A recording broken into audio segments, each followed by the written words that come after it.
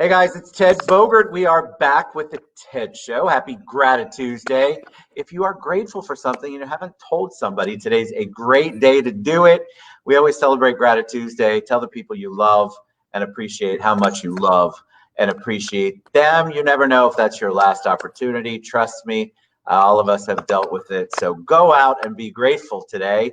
I'm grateful to have the one and only Maria Cherjovsky on the show today. She's back. She's an alumnus of the TED Show. She's amazing. We're going to talk about F.A.I.N, Inc., and I'm going to let her tell you all about that, what that stands for.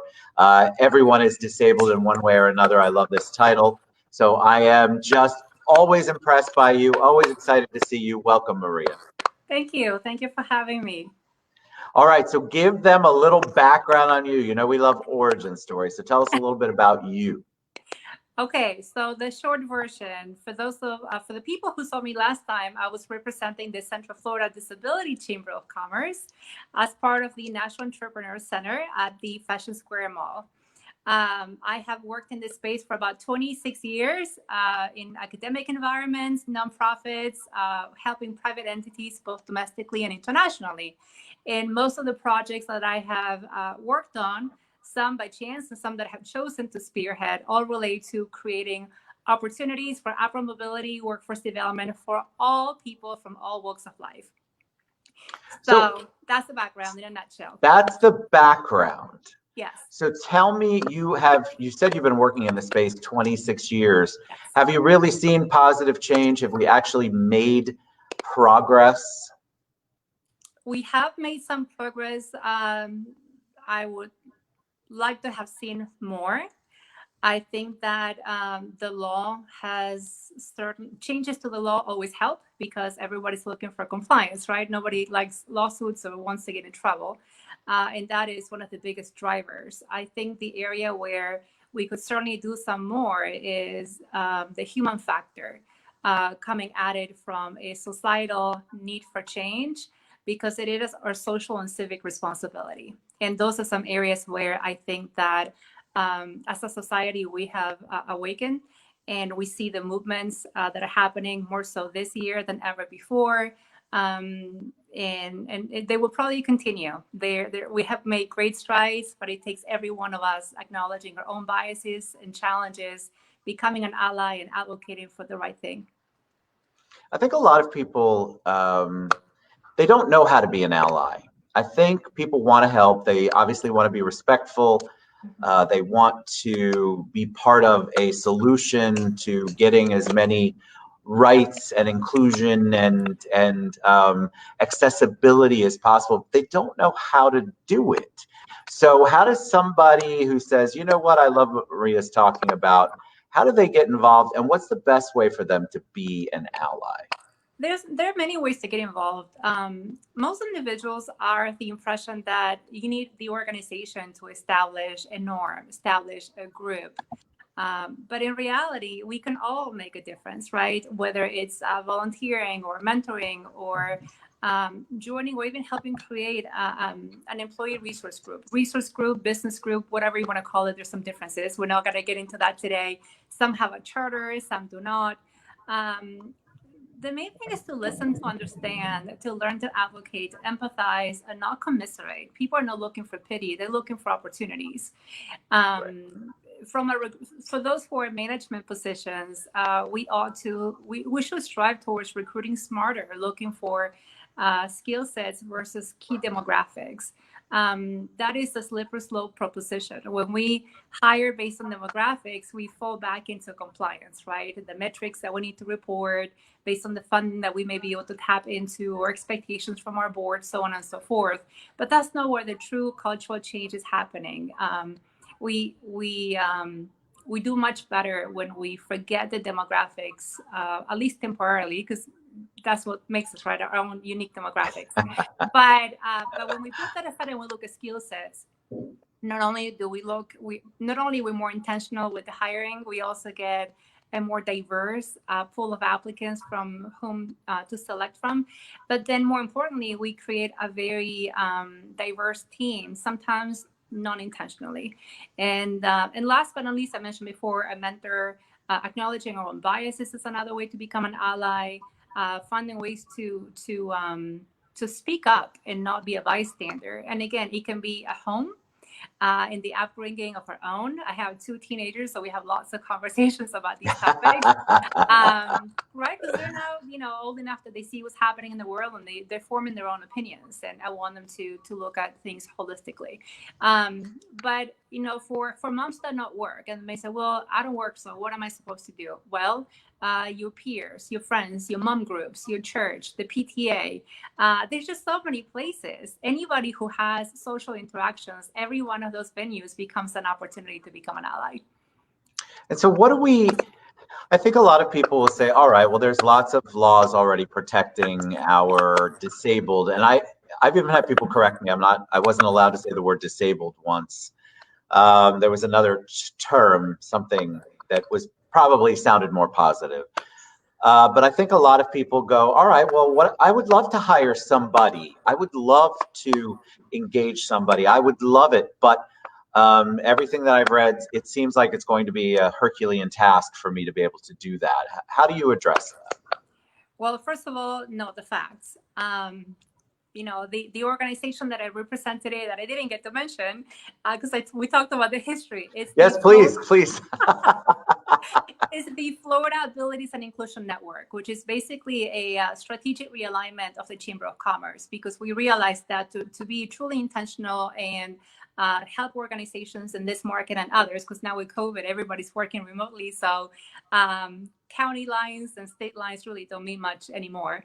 But the purpose was to go above and beyond creating opportunities of connection of business to business and networking, and really get into more in-depth conversation about the recruitment and retention of people, the different skill sets that people are looking for. The fact that as a society, we make choices with every single purchase that we make, whether it's in person, online, what restaurant we go to, where we fill gas, based on what we know about the organization. And we hold these organizations accountable for taking care of the environment, for giving back to the community.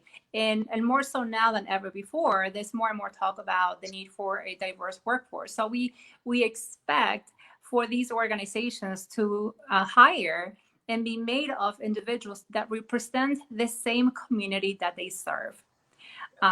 Because now we're choosy buyers, we're savvy buyers. So I'm going to buy from those that I believe in and who are going to put my dollars to good use, and not just pocket them, right? So lucrative sales are always important. That's what keeps the economy going and businesses going and us employed. But we also need to make sure that those earnings are being put to good use to help the society as well. And that could be given back, foundations, programs, charitable opportunities, mission days, volunteer, whatever it may be that can be done or should be done. So it's not a Herculean task. Because the truth of the matter is that it all stems from stigmas and biases. Stigmas on the side of the individuals that may have a disability, who may feel that they're going to be rejected, that they're going to be looked at differently, that they may not be welcomed, and that they may be even passed for promotions if the opportunity were to arise. And from the employers, the assumptions that tend to come up have to do with what we think of an individual with a disability. We know that the wheelchair sign is a universal symbol of a disability, and that's one that we recognize. However, it has also resulted in us thinking of a disability in just that. In reality, and that's what the title of today's show, everybody is disabled one way or another, because I have glasses. We know and have lots of people close to us who may be going through cancer, who have diabetes, who have high blood pressure, who may have early onset of Alzheimer's disease, who have so many different conditions that, although you're right, you don't want to call someone that person's disabled, because it sounds as though the disability or condition in this case defines the individual, because it doesn't define them. But in reality, we all have something. And as we age, we're going to have more and more on that, right? For those of us who have the opportunity to live long, and those ailments will continue to show up, right? That's just the nature of aging and growing up. So between the fact that we're not retiring anytime soon, most people at least do not. We're living longer as human beings, at least the statistics say so. So what happens as we age and more ailments come to become part of our lives? We still have to function, we still have to work. And so why not take the time now to make a difference and really advocate for what may benefit us in the future as well? The challenge resides in the fact that many of this, well, there's a few different ones. Unemployment for people with disabilities is always much greater than typical individuals. I have some numbers here I can share with you. Say that stat again, and I'm having camera trouble. That's why we're looking at you. Say that stat again. That's all right. The 2017 actually census, because the 2020 hasn't come out yet, has reported that 1 in 4 people has a disability. So 61 million people in the U.S. alone. The Department of Bureau of Labor Statistics in 2019, so just last year, reported that individuals without a disability are employed at a rate of 66% versus people with disability only at 19% rate of employment. And of those 19%, 32% of those are employed half-time, so basically part-time. The main reasons for that, as some people may ask, and they asked me this morning at a different event, is it has to do with not every day is going to be a good day, right? That's one reason. The second one is the fact that transportation is by far the biggest barrier for anybody with a disability. So unless they have someone at home that they can rely on who can drive them to places and appointments, between doctor's appointments that tend to have more frequency than for someone who is not going through any kind of needs or treatment, that's going to be a barrier. If they're not able to drive because of a motor related condition, physical condition, or they just don't qualify for a driver's license, or they just don't have the means. Remember, they're not working full time, and or they may not make sufficient funds. They may not make enough money to pay for a car. That's the bottom line. So they may rely on links or other means of transportation, and those require a routing system, right? They need to be booked 3 days in advance. They have to, this is no different from when you travel to another city and you hop on one of those vans that stop at every single hotel. It may take an hour and a half to get to your destination. So by default, individuals who are going through treatment or have recurrent doctor's appointments do not always have the ability to work full time because their health also takes priority, and it takes a lot longer for them to mobilize and go from one place to the other. So those are things that we need to take into consideration. And then last but not least, which is also a reality, is that in some industries at least, we know that sometimes it's a strategic decision to employ people part-time so that they don't have to give them health benefits. So imagine someone potentially with a chronic condition, which is why I said we're all disabled one way or the other, right? I love the title. We have some things that we're born with and some things that we develop. And I mentioned some, right? Anybody can get into an accident. You may develop diabetes, high blood pressure. There's different things. You can have a stroke at any age. So any one of those conditions really will impact any individual in society. It's not what we tend to think of a disability, and it changes our life forever. From an employer's perspective, which was one of your points, there are a lot of things that can be done. One of them is providing enough resources and benefits. The most common one is EAP, right? The Employee Assistance Program. Yes. It's a third party. Large companies tend to have those. But even then, most individuals are not going to utilize them because there's a fear with whether their information will truly be retained private. So privacy is the biggest reason for not accessing those. But we need to take the discussion one step further than us in-house, right? Within the organization, developing a culture of inclusiveness. One of the biggest challenges is that not all organizations have really gotten on the diversity and inclusion bandwagon, let alone disability inclusion. Why is that, do you think? Why aren't people jumping on it? And I'm sorry, I have no camera, so you get to see Ted, but I'm here. Okay. Why is it that people are so slow to adapt anything? We talk about inclusion, diversity, like inclusion and diversity, separate issues, joint issues, however you want, but we talk about that, and yet we're slow to move on it, I feel like. We are. So there's a study that I saw just last week, and it talked about some of the same things, right? Because I try to speak based on facts and not just Maria's opinions. But that at the end of the day, the consensus is pretty much the same. You need buy-in from the top. You need commitment in terms of initiatives, goals, resources, financial and others, and a lot of other things to make that happen. I've seen a lot of very large organizations that support it. In theory, they do, and wholeheartedly they do. But without the resources, the staffing, and making a commitment, even to the point of making bonuses tied to diversity and inclusion goals being met, and whatever those may be, will be up to the company to define, you're not going to see an entire workforce committing and becoming involved in it. And the end result is that it really becomes incumbent upon the individuals who are in the front lines, who are the ones advocating for help, advocating for assistance, to take this on their own time. So I have spoken with, again, like I said, many large companies that have said, I absolutely support it. I tell my people, once you get your job done, your work done, by all means, we'll support this. You know, you can do it. But those are the people that are hourly waged, the ones that compromise potentially the ability to get their job done because they have to choose between some of these extracurricular activities and their work because their performance depends on it. They have managers and supervisors who may or may not support it because they're sandwiched between high-level executives and the frontliners, and they're the ones tasked with meet the goals, meet the goals, meet the goals. So we need to make diversity and inclusion, disability inclusion part of the goals. And that's really the only way that these changes will take place. Now, some organizations, because I don't want to sound negative, many organizations have made tremendous strides.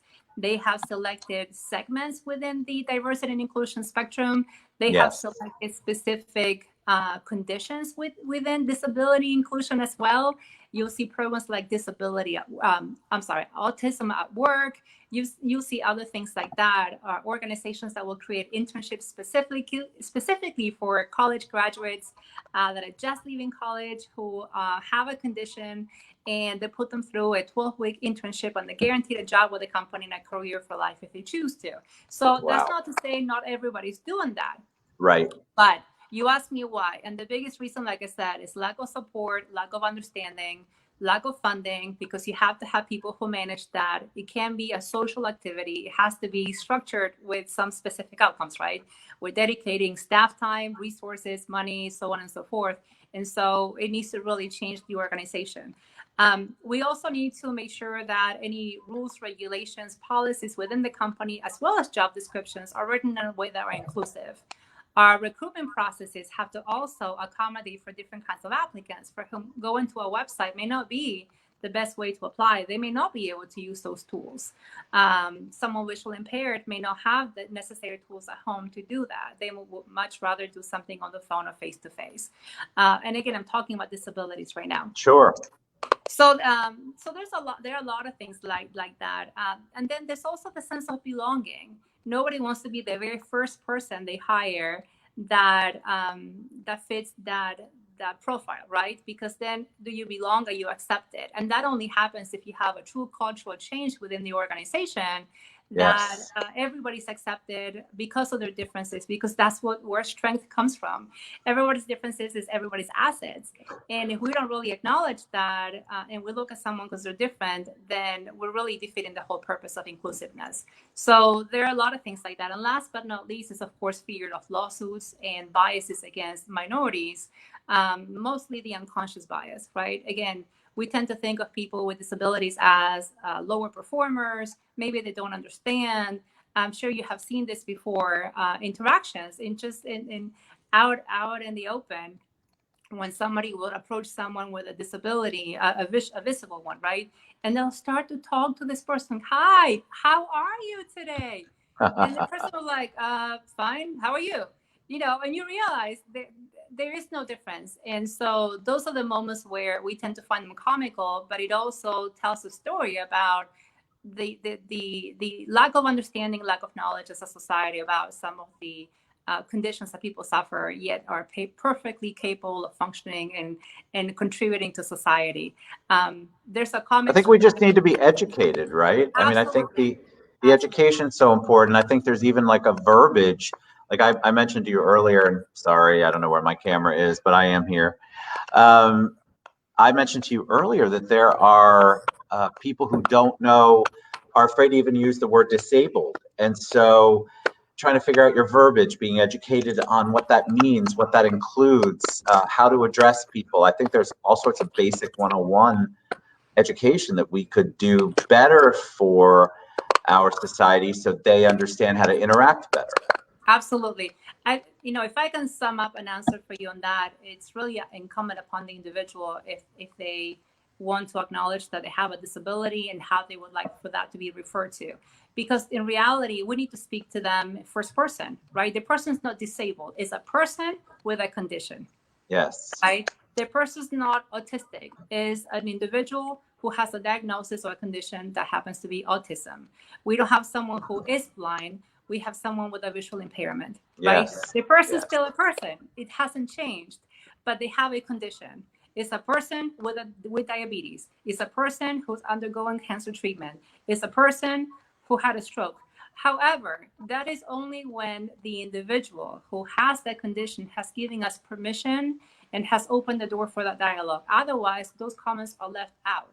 You don't talk about someone, oh, this poor person that suffered through this and had that. No, because we are embedding our unconscious bias in introducing a sense of pity towards that individual, which then impacts the other conversations that this individual may have with whomever we just introduced them to. Whereas I would say, this is Ted. I wouldn't say, this is Ted, poor thing. Ted suffers from X, Y, and Z. Correct. No, you don't do that. In society, we don't do it. But somehow, when it comes to disabilities per se, people feel a need to share that because, treat them with kindness. Be more careful with them. They're people.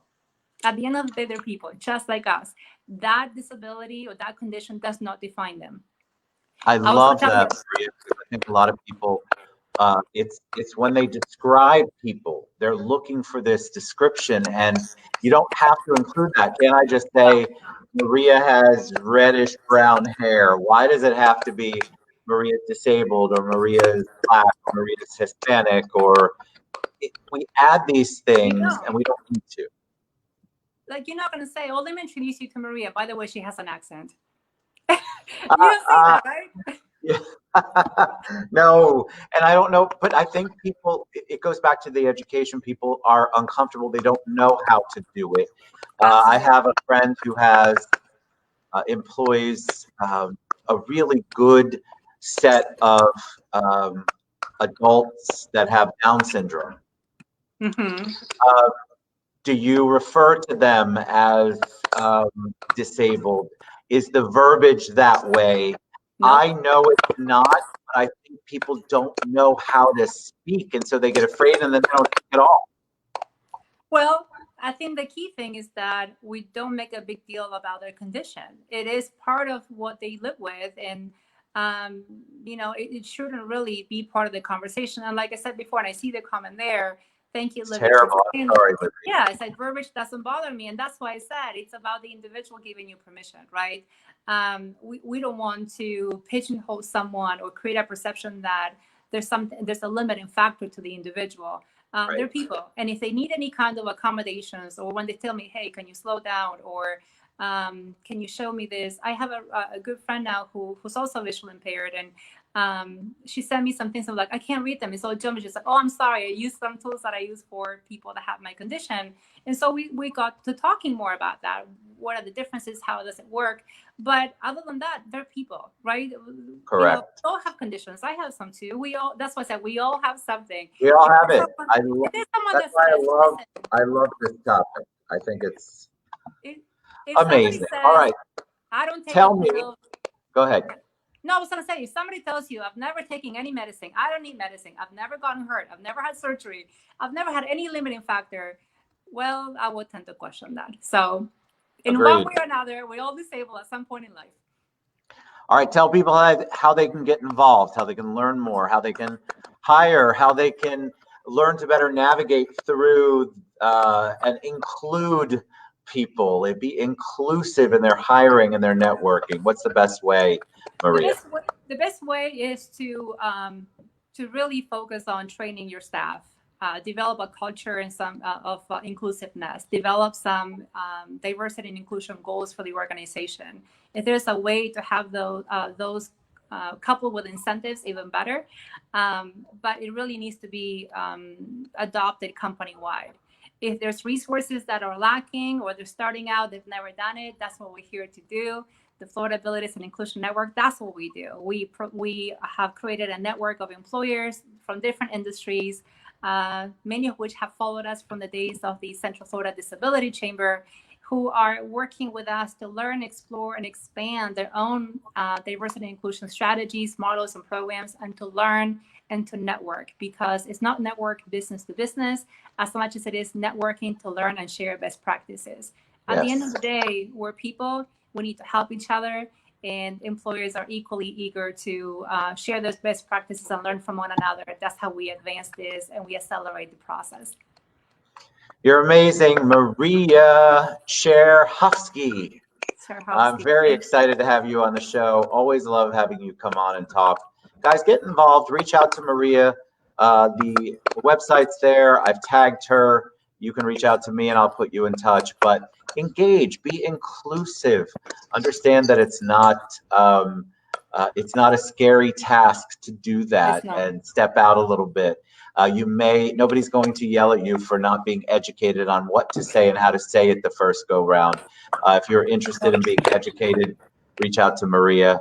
You're amazing, Maria. Thank you so much for putting up whatever this little thing is with me. I have no idea, but you know, you're prettier, and you obviously, congratulations, lost a ton of weight. You look amazing. So it's so much better for people to look at you. Thank you. Reach out to Maria. Thank you so much for all you do, Maria. Thank you. All right, guys, have a good one. Bye everybody.